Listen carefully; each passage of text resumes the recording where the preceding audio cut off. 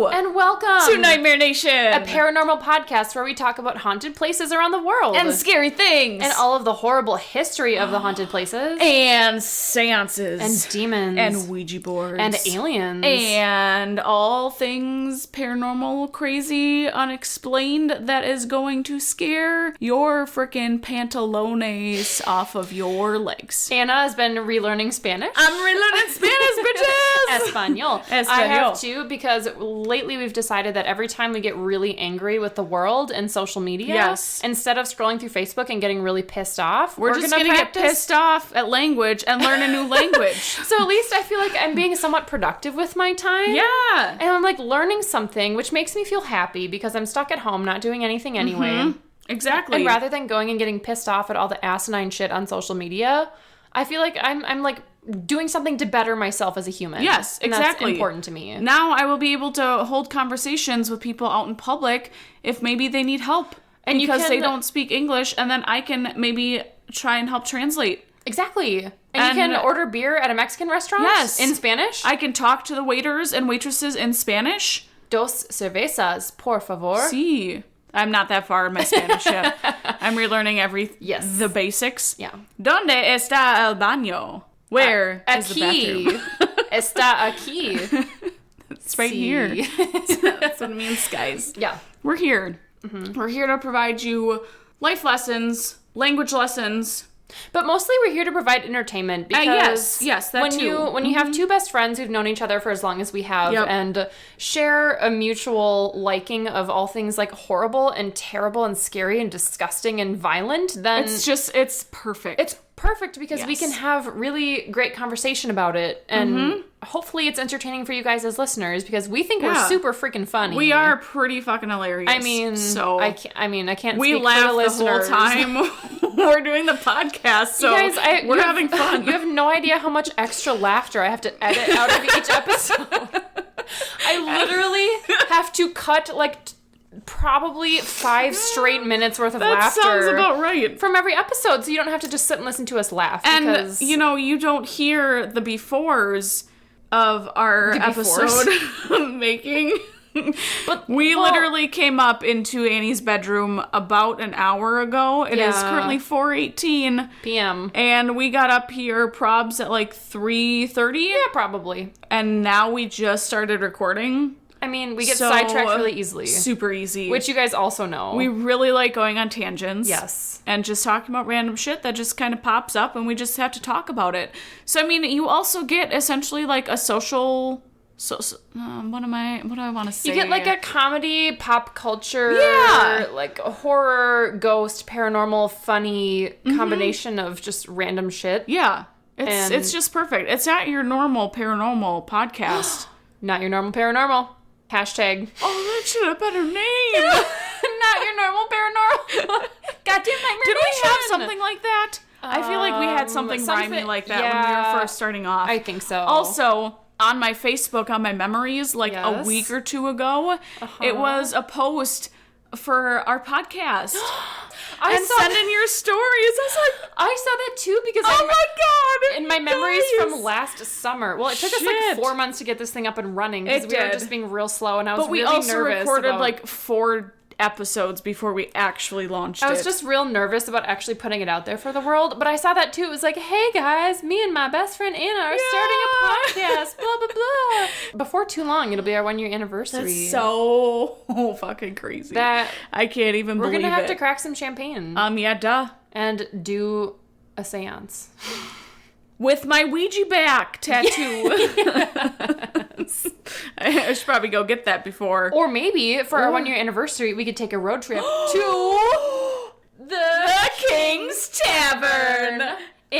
Tell me where it is. It's in Natchez, Mississippi. Natchez? I've never heard of Natchez. Nope. Before. It's located at 619 Jefferson Street in downtown Natchez. Precisely where that is. Oh, do you? Yep. You have all the streets of Natchez, Mississippi memorized? I know all of the streets everywhere in all of the world. Oh my god, you're like a street savant. Savant? Ooh, yes. What does that mean? The savant, people You probably don't know who Alan Turing is. No. I do not. People who have like an insane level of intelligence in a really specific topic. So people who like have... I do have an insane level of intelligence. My IQ is so high. Is it 914? Yeah, duh. Oh my God. How did I know that? So... because I'm a psychic savant. Yeah.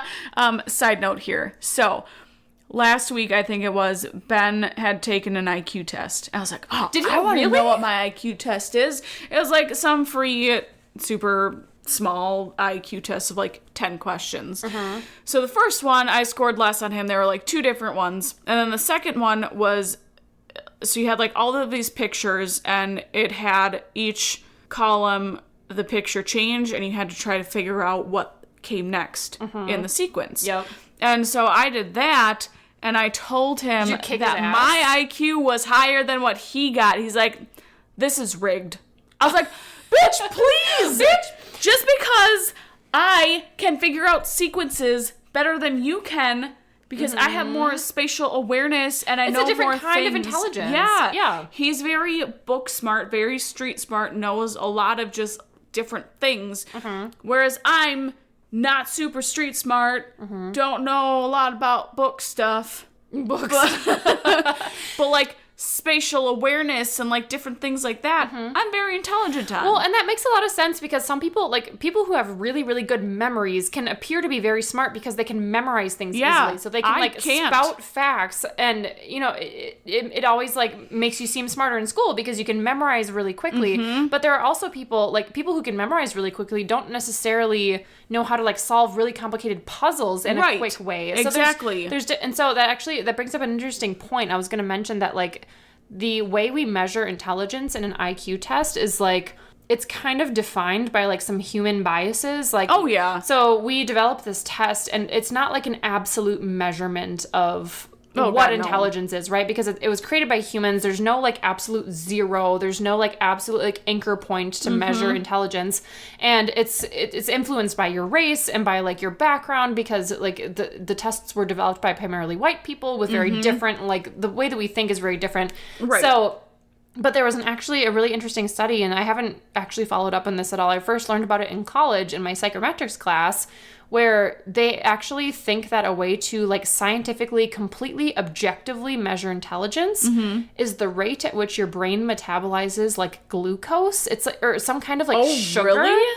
Because when your brain is processing information and like actively trying to come up with solutions to problems, you're metabolizing it's like a certain kind of sugar, and I'm probably totally botching this, but like that is a 100% scientific, unbiased, like there is an absolute measurement for the human intelligence based on the really cool. Yeah, and the brains that are like more intelligent metabolize at a faster rate or slower rate. I can't remember. I should probably know that. But I just thought that was really interesting because that's so weird. IQ tests are not completely objective. No. Oh God, no. In any way. No.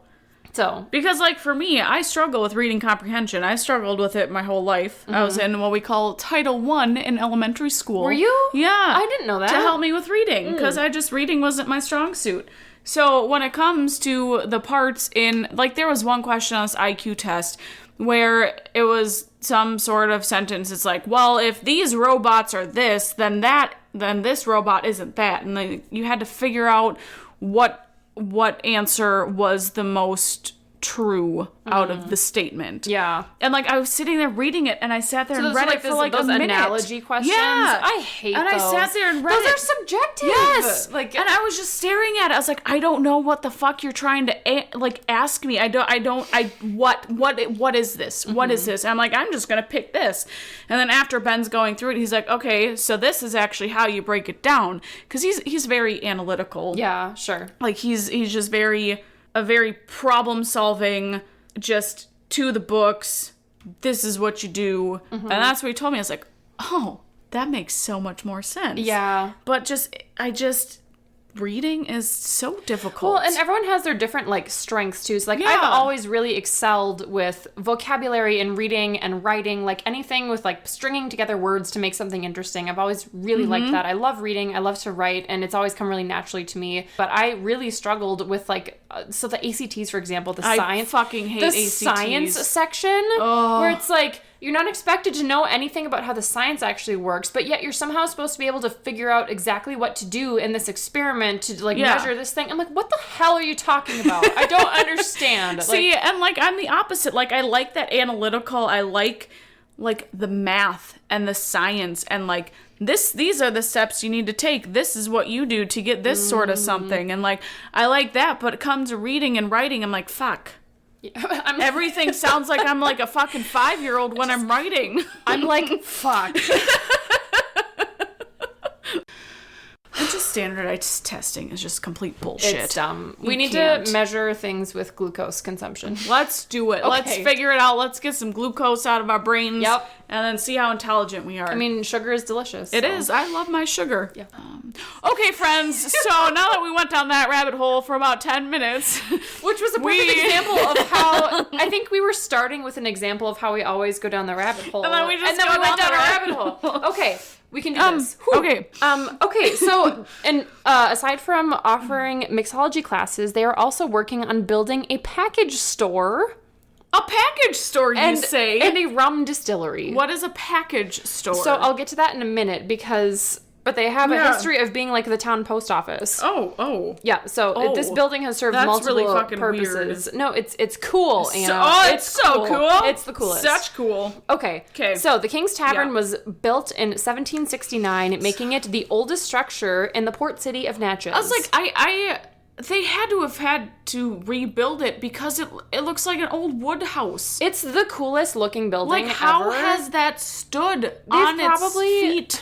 Yeah, for so long. They've probably had to like refinish the wood or replace bits and pieces. It had to, but because I mean, most buildings that are older are typically brick, so it's easier. It's pre-American Revolution. That's how old it is. Like this thing looks like it fucking crawled out of a history book. It is cool. So like the top half is all this like wood paneling, and the bottom half is these really cool like tan bricks. Mm-hmm. And so it literally looks like one of those old like museum type like historic Revolution era buildings. And it looks exactly like I had to guess, like how it probably did back in the Revolutionary era. Right. So it's really cool. So what I also thought was interesting about the way it was built. So when the British first moved in and established the nearby Fort Panmure. Oh, I forgot to say, my sources were Wikipedia, onlyinyourstate.com, and author Lynn Gibson. Gibson.com. You got it. So the British moved in, established a nearby fort, and the King's Tavern wasn't originally a tavern. It was originally built to be a blockhouse for the nearby fort. So, blockhouse, I'm getting to it, don't worry. You read my mind. I got you, woman. All right. So, blockhouse is a military term referring to a small type of fortification that usually has a series of like loopholes connecting the rooms inside so that defenders can fire from like various positions within the house. Oh, that's cool. Or within the building. So it's essentially like a little fort. So, I mean, essentially what it is, it's like all the rooms are like kind of connected around like in like a loop. So if they needed to go fire from multiple directions, they could. I gotcha. So it's like it was meant to be like a military building to help protect the nearby Fort Panmure. So it wasn't originally built to be anything other than just like a military fortification. Mm-hmm. So there wasn't any like nearby sawmills in the area, so they basically didn't have any way of like getting construction materials. So the building and other early structures in the town of Natchez were constructed using beams taken from scrapped New Orleans sailing ships. Yeah, so... That's so cool! So I'll get to that in a second. Another source of wood used in the King's Tavern building construction were barge boards from Flat River boats, which were dismantled and sold after arriving in Natchez with their goods. So people would basically travel down the Ohio and Mississippi River with like all this cargo to like trade and sell. But because they just had these like wooden boats that didn't have engines or any sort of way to go back upriver, it like wasn't worth the effort to try to paddle them up the river. They never would have made it. So they essentially just like scrapped them and sold the wood for profit. So they were like one-time use boats. Cool. Yeah, so they were like, well, it makes more financial sense to just like literally tear them apart and sell them for profit, and then we'll like manually by foot or whatever, by horse or whatever, travel back to whatever port and then do it all over again. So they had this loop of like going down the river in their little wooden boats, scrapping them, selling them, traveling back to their ports and doing that all over again. That's so cool. Yeah, and they used that wood to build the building. Oh man, I want a house like that. That's so fucking sweet. It's really, really cool. Wow. So basically all these like trade ships that were coming from New Orleans down the river, and Natchez was a popular spot for them to land and scrap and sell the wood. So they also used sun-dried bricks as building material in the construction of the tavern. So like I said, they've got like wood on top, and then the bottom is this really cool like tannish brick thing. So it looks like it's almost like two separate houses kind of like stacked on top of each other. It's really cool looking. So after the Revolutionary War in 1776, the British left the area, which meant that like the port, which was primarily used for like military purposes during the war, got opened up for other activities and trade and everything. So they were able to kind of use it for whatever they wanted. So in 1789, a New Yorker by the name of Richard King moved his family to Natchez, where he bought the building and opened it as a combination tavern and inn, as well as the place where the town's mail was dropped off. Such an odd combination. Right. Like you can sleep here and then you can also send out your mail while getting an alcoholic beverage. Yes, and that's actually what made it really popular. So like King quickly became a very successful businessman because people would come to drop off their mail and they're like, oh, as long as I'm here, I'll stay and have a drink. And then everyone would just sit and like socialize or whatever. And so they had to come there for a lot of different reasons. So it essentially became like the town meeting point. It was like the hot spot in town for people to go and socialize. That's so neat. So everyone like knew him. He became very popular. It was a very successful business. And it was around this time that outlaws began settling in the Natchez area because they realized that all these people coming down the river and selling their boats had to travel back to their origin point by foot or by horse or by carriage or whatever. And they were like, they essentially became like highwaymen that would just like rob people coming out of town because they knew that there was going to be constantly a flux of like sailors coming down the river and going back to where they came from. Yeah.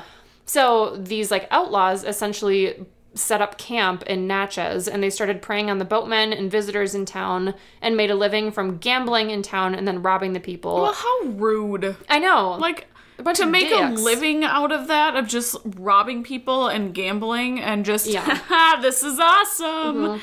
Well, they also often, like, killed their victims. They were not nice people. Jeez. Yeah. That's so aggressive. Yeah, so the boatmen who would sell their stuff in town would usually spend the night at the King's Tavern. So that was a very popular spot for, like, people who were traveling through town on business. They would stay there. Then all the outlaws who, like, knew the area would kind of, like scout the people who were staying at the King's Tavern and then like follow them out of town, rob them, and sometimes kill them. Jeez. So God, this was kind of like a brutal cycle of like danger. Don't stay at the King's Tavern because you'll get targeted for crime activity. Shit. And the infamous Harpe Brothers were also known to kind of like haunt this area because they were essentially known as the first documented serial killers in U.S. history. Oh, I read that. Yes. That's why I wanted to do this. Yes, like the history was just so cool. It's really, I mean, they're terrible. I mean, these people would literally cut open and disembowel the bodies of their victims. Gross. Refill them with rocks and dirt. Oh my God. And then dump them in whatever body of water was nearby. Probably the river. So they were violent. Like, why stuff the body back with rocks and dirt? Probably to make them sink, if I had to guess. But you could probably just like tie a rock to their foot. I mean, they also were just like really fucked up people in general. Yeah, they enjoyed killing they would like kidnap and rape people, like kill innocent civilians. Like they were not nice people. It takes a whole new mental state to do something like that. Have you seen Mindhunters yet? Yeah. It's so good. I watched I kind of watched the first season. I had it on while doing other things, but I need to like actually just that's right. We talked about this at one point. Yeah, you need to go back and rewatch it. Sit down and just actually watch it. It's really good. The second season is as good as the first. I really hope they make a third. Apparently, like the show wasn't canceled, but they released all the actors from their contracts, and I'm like, please make a third season. It's so good. Oh my gosh. It's just so cool because that's how the BAU behavioral analysis. Yes. And so it's like our favorite things combined. It's psychology and like true crime and like criminal investigation stuff into one amazing TV show with fucking Jonathan Groff, who's amazing. So I've always wanted to be in the BAU. Like behavioral analysis is just so fascinating. I feel like it's so cool. If I could find a way to very like expertly cut off my work from my personal life and be able to completely detach from it as soon as I go home, I would 1000% have a career as a criminal psychologist, doing like psychological profiling, going to crime scenes, like doing all that stuff, because I find it so fascinating. So cool. And I feel like being able to bring justice to these people would be so rewarding. But I know as a person, I'm too much of an empath to like be able to shut it off. To see that crime scene and to not take it home with you and just feel just awful about what happened. And not have any sort of like lingering PTSD or like psychological damage to yourself. Like, I mean, even watching just like real like true crime shows, and when they actually show like real images from the crime scene, it's like, it's so awful.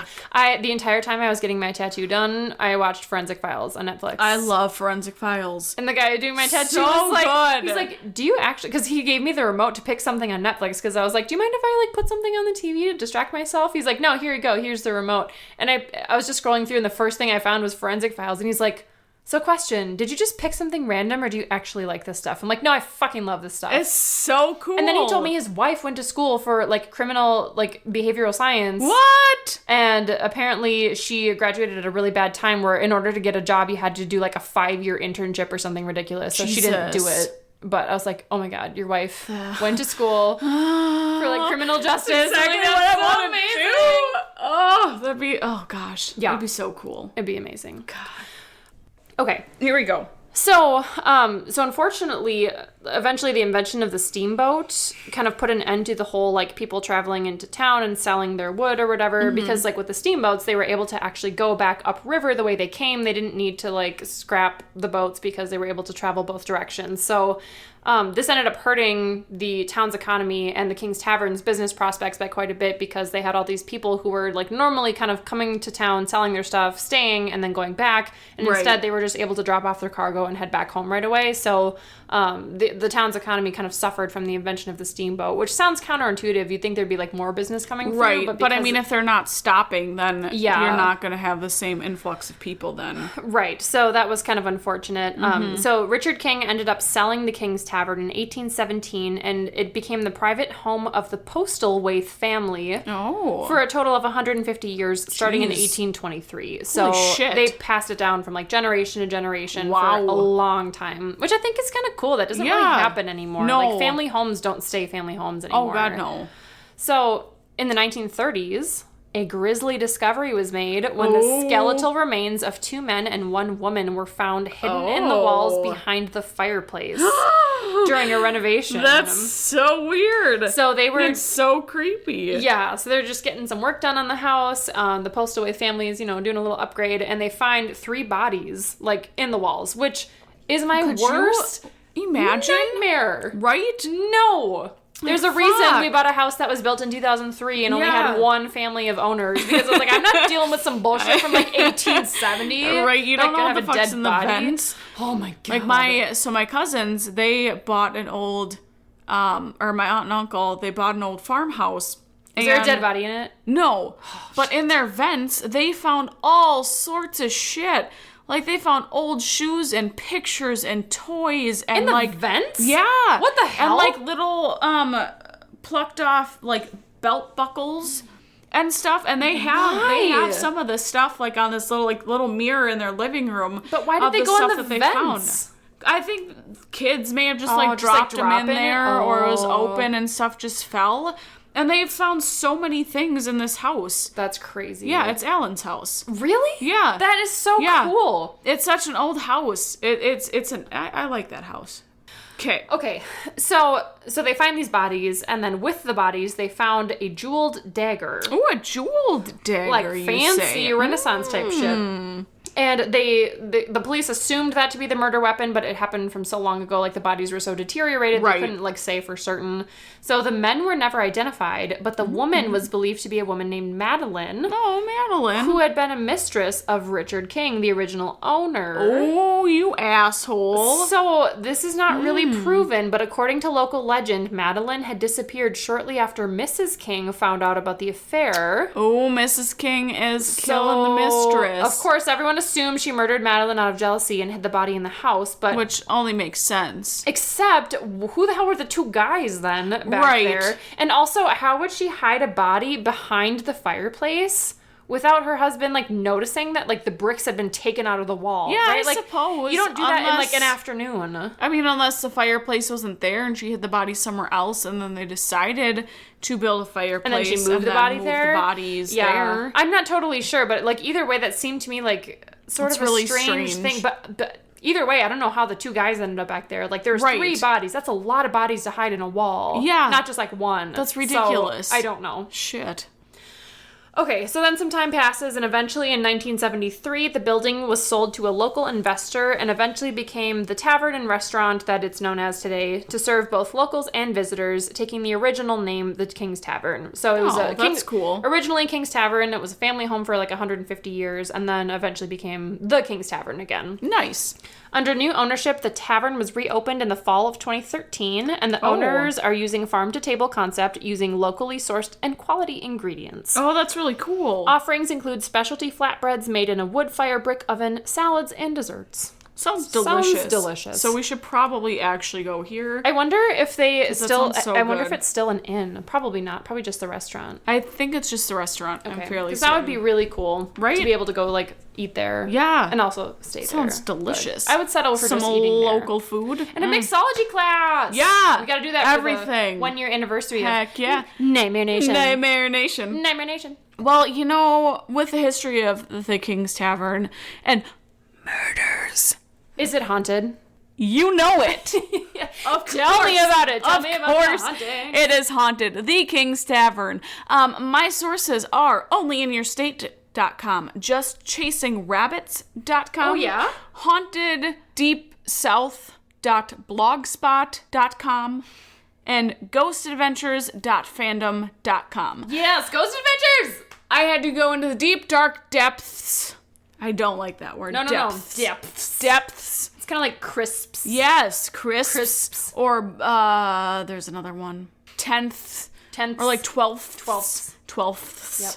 I would like twelfths.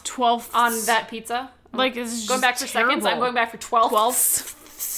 English is dumb. It is really stupid. So stupid. It just doesn't make any sense. No, it's really hard to pronounce. It really is, and some words that should be pronounced the same aren't pronounced the same. No, it's dumb. And it's just stupid. So I'm sorry for anybody who's trying to learn English right now. You have our sincerest apologies and sympathy. Yes, because it's just the dumbest language ever. Yeah. So, anyways, here we go. The King's Tavern is haunted, if you didn't guess. Is it? That's why we're covering it tonight. No. So, I mean, obviously, there are some strange things that have taken place in this tavern. Tell me about it. One of such things is the upstairs. So, the upstairs area of the tavern used to be the inn. So, the upstairs was the inn, and then the downstairs was like the bar and restaurant. Right, yep. So witnesses have reported seeing a reflection suddenly appearing in a mirror, as well as feeling warm spots a few inches above the bed. Warm spots? Right? That's super weird, because typically ghosts are cold spots. So warm spots. Maybe they're just feeling like the heater, potentially. I mean, maybe. Or, you know, maybe it's the devil. Or maybe demons come out in hot spots and, angels and nice ghosts are cold spots. Maybe. They're bringing like a little bit of hellfire with them. Yeah. Exactly. Maybe they're just feeling a little spicy. Feeling a little spicy tonight. So, like Annie talked about, the notorious outlaw, Willie Harpe. Willie Harpe is believed to haunt the tavern along with one of his victims. So, according to legend, there was a mother with a fussy infant, and Harpe, who was annoyed with the crying of the little infant, grabbed the baby and threw the child to the ground, killing him instantly. What a fucking asshole! Right? Like, could you imagine someone coming up, grabbing your baby, and just fucking tossing it to the ground? Someone else who's completely unrelated to you. Yeah. Oh my god. ass. Oh my God. Yep. I would never get over that. No. Not that's ever. So traumatizing. That's so terrible. God. That poor baby. Right? That's kind of what babies do. Is they cry. That's exactly what they fussy. do. I'm like, sorry you kind of can't handle the crying, but like leave and don't actually chuck the baby to the ground, Really, please. Harpe was probably also a screaming baby at one point. He was a screaming baby. Yeah. Asshole. Oh my God. They should have just killed him on the spot. That makes me so angry. Yep. I don't know what happened after that, if they, like, tried him or just nothing happened. Yeah. That might be one of those things that's just like, kind of, like, a local legend, because, like, it seemed right. like, when I looked up the Harpe Brothers, it seemed like there was a lot of conflicting information about, like, what their names even were, or, like, really? exactly, yeah, there was some, like, controversy about, like, how, like, who exactly they were, how they operated, like, it seemed like it was a little bit, like, some of it was just kind of, like, local folklore and, like, legend and stuff, yeah. But, I mean, I think everyone can kind of agree that they're, like, they were real figures, but exactly who they were and what they did is kind of TBD. So that makes sense. That could be it, but if it's true, it's really terrible. But witnesses have reported hearing a child crying coming from upstairs in the tavern at times when there was no one up there. Oh, so it's a possibility that it is still the baby just haunting. Yeah. Poor baby ghost. I know, it's so sad. Can you imagine being a ghost baby? Because, like, babies don't really know what's going on, and, like, you don't really understand what it means to, like, be alive or not. You're just there, and you just want food and you poop your pants, and that's about it. And no one's feeding you, and you're like, what the fuck? Come on, Mom, come here. Terrible. Give me your boob. Give me my milk. Give it. All right. So the owners of the bar are very open about the hauntings that go on. And they're like, they just tell people whatever happens, happens. So they have surveillance footage of one of the small refrigerators behind the bar opening on its own. What? On surveillance? Yeah. I feel like with the smaller refrigerators that they have, like, those are pretty sealed and would be pretty tough to just open on its own. Well, even so, like, there, you know, everyone accidentally leaves the fridge open from time to time, but it just, like, sits there. Yeah, it doesn't blow open on their own. Yeah, like, they don't move. Yeah, so I'm gonna have to try and see maybe if I can find footage of this. That would be because that'd be really cool to see if it just, like, flies open or if it's just, like, a little steady open or what it might be. So I'm not sure. Either way, we'll have to try to share a picture of the tavern itself, because it really looks it's cool. It's so cool. It's pretty cool. It's beautiful. So there are witness reports of people seeing a young female believed to be the ghost of Madeline. The mistress. That hoag. Whore. So she will appear at odd times and is known to be a prankster. So Anna, my kind of ghost. Your kindred spirit. I know, that's just great. Yeah. So she is said to knock jars off the shelves. She pours water on the brick floors, turns on and off lights, and breaks glass. So she's just, like, pissed and is like, fuck you guys, I'm gonna break your shit because I'm dead and I don't care. That's hilarious. I mean, she's theoretically a murder victim of the, like, jealous wife, so I'd be kind of pissed too. I'd be like, fuck you, mess up your house. Asshole. Clean up some I'm gonna pour bitches. water on your bricks. Come at me. So, others have witnessed tables vibrating. What? They're just... I wish you guys could, like, have... podcast television so you can see what we're doing. Oh my god. I mean, we could just record these. The motions we just made were video. Just so ridiculous. We're gyrating. I'm sorry. So others have witnessed tables vibrating, chains on the walls moving by themselves. Why do they have chains on the walls? I don't know. Maybe if they have like lights or something, maybe connecting it. All right, potentially. Yeah. They also have heard footsteps when no one was there, and water taps turning on by themselves.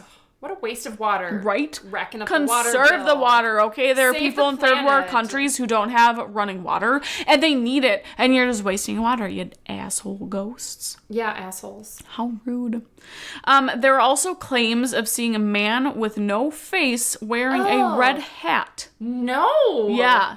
I don't know who it is. Maybe it's hat? a Harpe brother. They didn't say it. Just like said a red hat. Like a fedora or like a magician I would say, hat? I mean, probably like maybe a fedora. Like a feather cap? It could have been a top hat based on time frame, maybe back in the day. What about like a bonnet? Probably it's not a bonnet. That's a little too far back. No. Like a big old red bonnet atop of a faceless dude. I mean, that's super manly. Super manly. So probably. I like it. Yes. Okay. We should start wearing bonnets. Let's bring back the bonnet. Like, yeah. Why the hell we're gonna start this, and we're gonna start fucking wearing bonnets to every podcast. Why the hell did those ever go out of style? Right? Who doesn't want a just giant slick your fucking hair cloth back? hairnet? It's perfect to hold back your curls. Exactly. I want one. And then you can sweat in it. And I'm gonna make delicious. you a bonnet for your birthday. Please. If you make me a razor cube, I'll make you a bonnet. That sounds perfect. Okay. I just have to figure out how to make a razor cube. I have to figure out how to make a bonnet. All right. So people have also heard male voices talking when no one is there, as well as shadows and apparitions of both a large man and an Indian. Oh. I don't know where this Indian came from. I'm sure. I'm sure there was probably a lot of Native Americans in the area, though. Given how old this building is, there definitely would have been Native American interactions. Yeah. So I could see that. That's interesting. Probably over a freaking burial ground, like every other building in the United States of America. Yep. I mean, pretty much everywhere is a burial ground. Pretty much. So, it's fine. So, Ghost Adventures. Yay! Investigated there, and they had a lot of different experiences. So some of the things that they experienced is they heard a lot of different noises, including banging and disembodied female voices. So I'm pretty sure it's probably Madeline. Probably. They also got an EVP saying, "I can say your name." Oh. So I don't... Like, if you tell me what it is, I can say it. Maybe. That's how cool I am. I can say your name. Yeah. If you tell me what it is. Yeah. Oh. I don't think they ever got any of them actually, like, saying their names. Okay. But... thought that was pretty cool. And they also heard unexplained creepy laughter. Creepy laughter? I hate creepy laughter. I was thinking... I mean, I'm pretty sure any unexplained laughter is inherently creepy. Yes, I think by definition, laughter that you cannot pinpoint the source of is going to be creepy. I just automatically think of a clown sitting in a corner in a dark room just like... Yeah. I fucking hate clowns. What movie is it? There's a fucking movie where this clown with like a knife comes out and is like, with the knife. What is that from? It? I don't think he has. No, it wasn't from It. I mean, it was. Oh my god, I can picture the whole scene. I have no idea what it's from though. I have to think. You'll have to figure it out. Yeah. So while the crew was conducting a spirit box session, for those of you who don't know what a spirit box is, it's this little tiny like circular thing that cycles through different radio frequencies. So it doesn't pick up any specific radio. It just goes through the frequencies because ghosts can communicate through like radio frequencies and waves, and so they can pick up different sounds and voices and words and stuff. And it's like super loud, but when you hear the voice, they come through so clearly. Yes, it comes through so clearly. So it's not just a voice coming from the radio station that it's actually going through. Like, it's a completely separate voice from what you would actually hear coming through the radio. Yeah, so it's like going through so quickly that like nothing you'd be able to like hear from the radio station would have enough time to say an actual word because it's flipping through so fast. And it's just it's like fuzzy. It's what you think of when you're on like channel 3 of your TV and it's just like that staticky sound. Oh god, we're dating ourselves. I know, I was just thinking the same thing. You're like, what's television? What is channel 3? You got TV for free? What? What is this? Yeah, weird. But like to your point, when the voices come through, it sounds like it's a completely different like, audio wavelength. Yes. Like just a completely separate track getting like laid over the radio. Yep, fuzz. And it's typically just radio like fuzz. Radio fuzz. Static is what I meant. Radio fuzz. Oh my god, that'd be a really cool band name. Ooh, Radio fuzz. Let's be Radio Fuzz. Okay. Yeah. So they did a spirit box session. And during the spirit box session, the hairs on Zach's arm stood on end, and he felt a very strong presence and felt that the energy changed the whole house for the duration of the investigation. Did they hear anything specific with the spirit box? They had a lot of different names that came through. I didn't write down the specifics, but it came so they heard like specific names. I'm pretty sure they heard their names and just like a couple random voices that came through. Sure. Yep. So then during this session as well, they caught an orb that shoots out of the spirit box when Zach is near the camera, and then just like throughout the whole episode in different rooms throughout the house, they see a lot of fast-moving orbs, things that just kind of pop out of nowhere, that are just kind of everywhere. Just bopping around. So the team also, so they put up a sheet in front of one of the windows in the, I think in one of like the rooms, so that the street lights and stuff wouldn't bother. Like shine through. Like shine through and ruin their evidence and stuff that they got. So something happened where they heard a noise coming from this specific room. So Zach and Nick went up to investigate after they heard the noise, and they found the sheet had been thrown onto the ground and the tape that was used to hold it up was gone. Oh, snap. Right? The tape was gone? Yeah. I could like, see... what kind of ghost is just stealing tape? Fuck you, dude. I could see, like, if it had just fallen down. Like, if it just, like, came off because the tape broke or whatever. But, like, to have the tape be entirely missing seems a little suspect. Right? Unless they just didn't see that the tape was still up on the wall, maybe, and just the sheet was on the ground. Yeah, but one would think they'd be intelligent enough to, like, pay attention to that sort of thing. Unless but they were drama. Unless they were trying to make it seem that spooky. Right. But, yeah. Ghost stealing tape. They need that tape in the afterlife. I mean, they gotta hang shit in they do. the paranormal realm, too, okay? Exactly. They have little paper projects that they need tape for. Yeah. Come on. Duh. Gosh, come on, people. Ghosts are people, too. Yeah, they have lives, okay? So the team also experienced some sort of possession, like in almost every single episode. They just must be like some sort of clairvoyant or have like the extra super phenomena vibe coming off of them to get possessed. Seriously. Because I feel like they get possessed or they just go into this weird trance-like state in a lot of their episodes. Or it's bullshit. Well, yes, that too. But you'd think that, I think some of them are true. Some of them, I think they go a little overboard. Because I feel like you can't go to a place and say like, oh, well, nothing happened. We didn't catch anything. We didn't get any EVPs. We didn't get any pictures. Well, that's happened. why ghost hunters, I think they stopped for a long time because they didn't want to have... Like, they weren't getting the proper ratings because at some locations, they weren't experiencing anything. Yeah. And they're the type of people that they don't want to put out there. If they don't experience anything, they're not going to over-exaggerate for the ratings and to get the people in. And I appreciate that because I feel like people who, like, make up stuff to, like, make it seem bigger than it is what discredits the whole field. Yes, exactly. Not that it's all, like, a proven science anyway, but, like, it's only going to hurt the reputation of, like, the paranormal whatever community. Yeah. Like, if you make stuff up and you get caught, it's going to just make all of it seem like bullshit. Yep. So Nick began feeling an intense energy overwhelming him, and he got deeply affected by an entity to the point where he was in an unresponsive state. Oh, and man. And then Billy, I think he was one of, like, the other camera guys.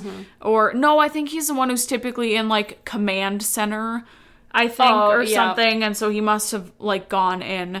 So he was affected in a similar way to Nick by, like, the same energy, but he experienced it a little bit differently and had more serious problems. So supposedly he had serious heart problems. It didn't specify what it was, like if he was having heart palpitations or if he was just feeling like a tightness in his chest or what it was. They didn't specify. But he also was unresponsive, and he lost track of time as well. Oh. While he was there. So like, several hours had passed, and he felt like it had been shorter or something like that? Yeah. Oh, interesting. Yep. So then, at the end... They also experienced residual hauntings. So after they left the building. Really? See, that's the stuff that fascinates me. Yes. It's like after you leave, the shit follows you home. I'm like, no, thank you. Well, and what they do is they provoke them. So obviously they're always going to have these residual hauntings. And especially when you're going into a house with demons. Yeah. And you're provoking them. They're going to attach to you and come home with you. Just like the freaking demon house is why they had to freaking tear it down. Exactly. Because it was just like, nope, we're not doing that anymore. Like, don't be dumb. Yep. Don't be dumb. Don't be fucking stupid. I really am super tempted, so I watched all of Supernatural. I don't know. I love that show. Okay, good. I haven't seen all of it, but I've seen a lot of it. The end kind of gets a little ridiculous, and I feel like they just tried to stretch it out as long as they could, and they just needed to be done. Just be done. Just like Scrubs after season 8 when they first made season 9. I'm like, what are you doing? Or Parks and Rec. Yes, you did not need a season 7. No. It was so stupid. Yeah. Just ended with the perfect ending. There are so many times that you can die and come back to life before you're just like, okay, just fucking die already, please. Like God.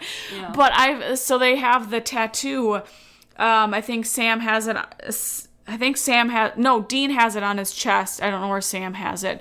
But it's their symbol or what they use essentially to not be possessed by demons. Right. It's like the symbol to where you protect can't. Them, yeah. And I've thought about actually getting that tattoo because I think it would just, it'd be so cool. So it's like I'm going to look it up right now. I think it's like a star on the inside and then the outside surrounding it is like little like fire looking teardrops almost. So, yeah, it's like that one. Oh, that looks so sweet. Like, the tattoo is fucking sweet. Like, what they actually have on is the coolest thing ever. So, their residual hauntings that they felt when they left, there are 2 that I'm a little iffy. Skeptical. So, this first one, while they were trying to leave the house after their investigation, they said that there were thousands of crows outside, in quotations, watching them leave, and they would not let them drive down the road. I'm gonna call absolute bullshit on that. When I read that, I was like, I don't know. I didn't actually read or watch the episodes. This is all just coming from one of my sources. It was just essentially like a rundown of what happened in the episode. Yeah, so I don't know if this is actually in the episode or not. No. But crows don't watch you. No. I mean, they might watch you, but they're not going to fucking stop you from driving down the road. Exactly. Are you kidding me? You can keep driving. You might just hit a couple. Yeah, and thousands? Yeah. Maybe 50. Yes. Not thousands. Like, it's not the fucking birds. Exactly. Especially in fucking Mississippi. No, come on. Come on, guys. That's don't be ridiculous. Sorry. I call bull on that. I do too. Okay. So this one, I'm a little confused on the wording. So Nick's phone had random words in a text message mentioning bothersome spirits and Madeline. So I don't know if he was getting texts from some, like an unknown number. Someone or an unknown number with information on these spirits. Or if they were text messages coming through from a friend and they had little keywords or something in it. Oh, that'd be interesting. To the spirits were coming through in a text. Oh, they were invading a text message and being like, "Hey, do you want to go get dinner, Madeline, next weekend?" Yeah, something like that. Yeah. So I don't know. Interesting. This last one. Are you calling bull? Hardcore bull. Okay. This is just a little ridiculous. So 2 days after their investigation, a tornado struck. And looking at the satellite radar, the tornado belt was shaped as a dagger with the tip pointing towards Natchez. I'm sorry. I read that and I was like, you've got to be fucking kidding me. That is the dumbest fucking thing I've ever heard in my entire life. Yes. I'm sorry. A tornado has a path, and typically, that path is going to most likely look like a dagger. Well, you can look at any freaking or cloud even a in the storm sky and be like, oh, it really looks like this. It's all, that is such utter nonsense. Yep. Oh my God. Yep. I can't believe they even had the balls to come out and say that. Right.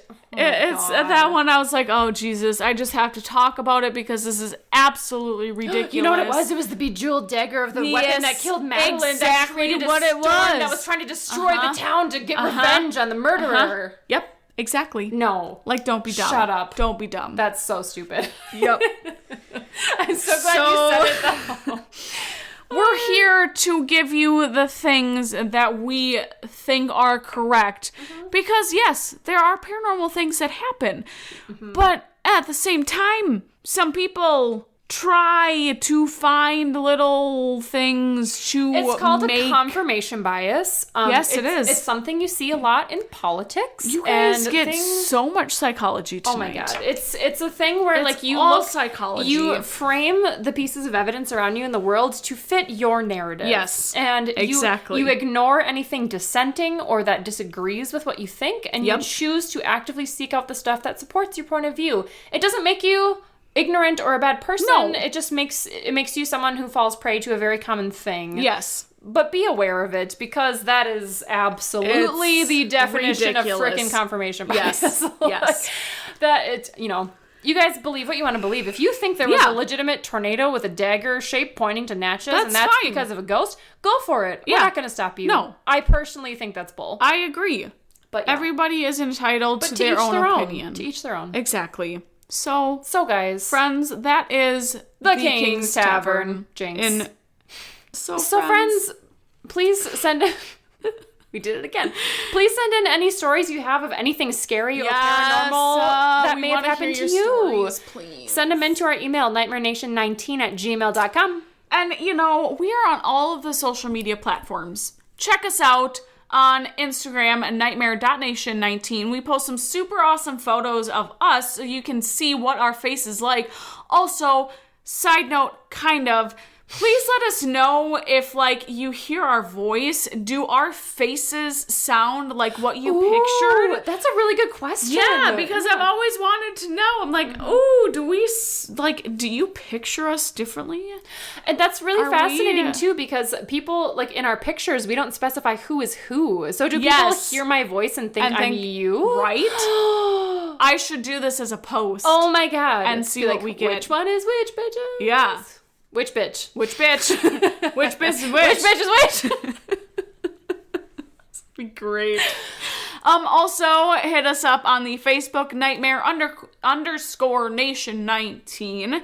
We post some awesome content as well. We just posted pictures of ectoplasm and some really cool ghost pictures from Raker.com. They've got some cool stuff. Those were some really good ones on there. There was a couple, most of them were that's not that scary, but a couple were that makes me uncomfortable.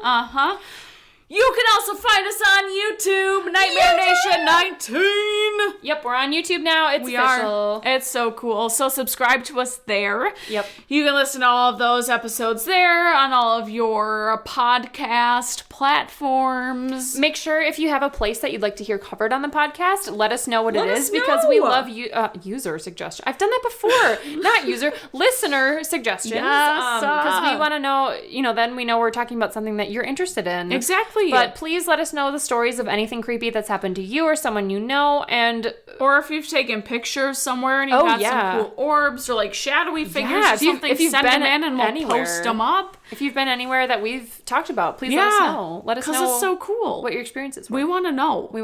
But in the meantime, friends, stay safe. Don't use Ouija boards. Please don't. Don't have seances. Don't do it. It's not worth it. Don't make deals with the devil, because he will take your soul later on down Besides, the road. my deal with the devil supersedes all other deals, and he's my best friend, so stay away. We're BFFs. Yep, BFF. So it's fine. Devil BFF. Yep. I'm going to get a devil BFF tattoo on my forehead. Perfect. Yes. Okay. Do it. I will. Okay. No one else do that. Don't do mine. It's just hers. Okay. Sorry. Okay, bye, all right, friends. Bye. Bye.